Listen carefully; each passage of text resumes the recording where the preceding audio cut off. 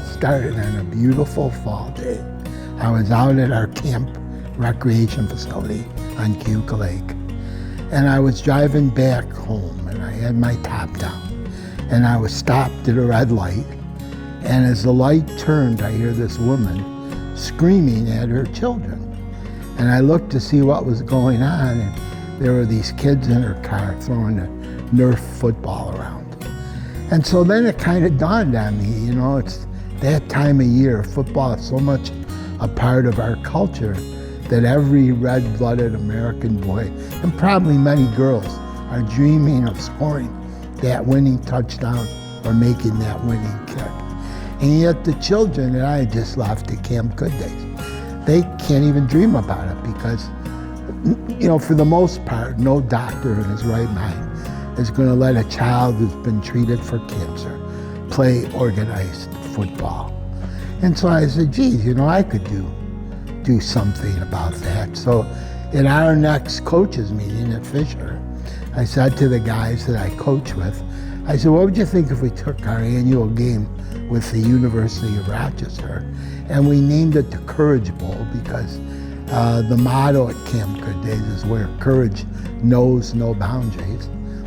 And we picked some boys from Camp Good Days to serve as honorary coaches with ourselves and with the U of R, so that on one day they would have a chance to be part of a college football game. So the guys I coach was like, Gary, we'll do whatever you want, but you gotta go sell it to the U of R.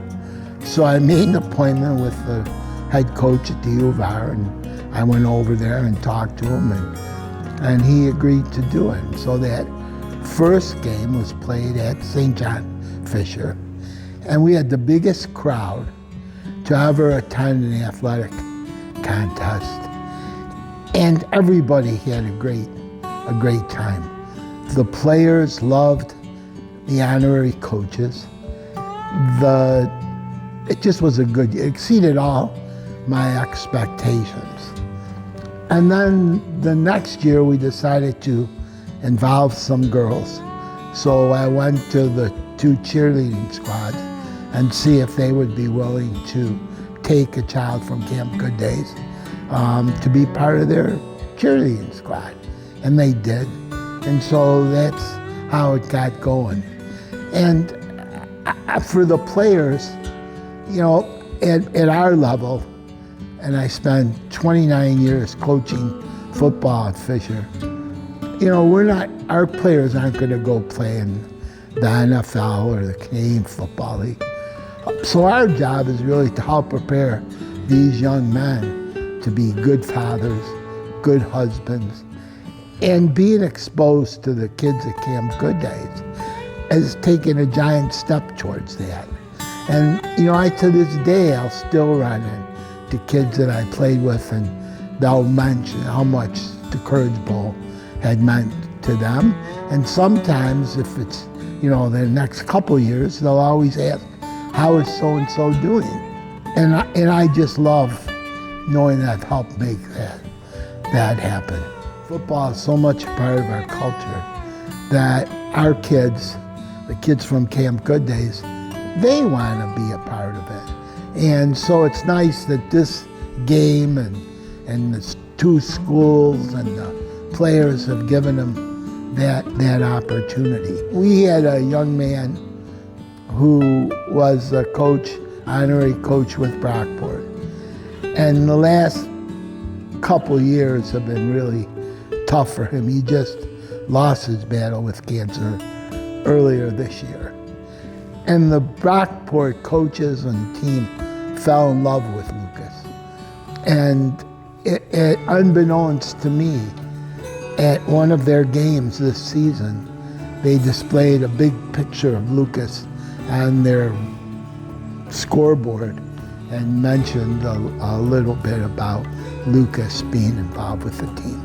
We had a young man who was an honorary coach with us, and when they would come to the practice the day leading up to the game, we would give them a jersey so that they could wear at the game.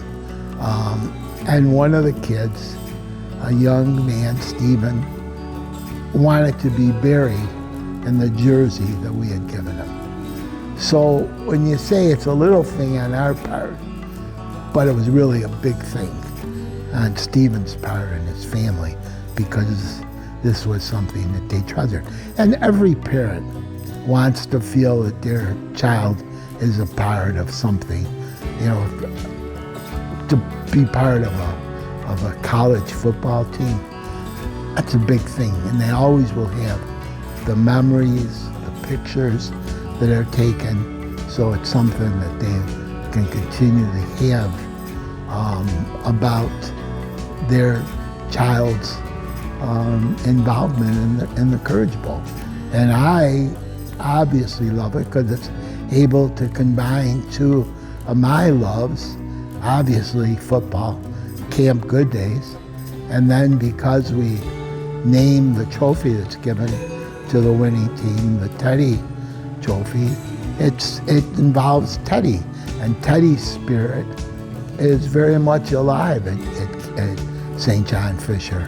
They do the annual Teddy Dance, and then this game and my walking the sidelines for 20 some odd years, it don't get much better than that. It truly is more than a game. I mean, I'm looking forward to it, and I hope that, you know, people will come out and support college football, support Fisher and Brockport, and most importantly, support the strength of the children of Camp Good Days.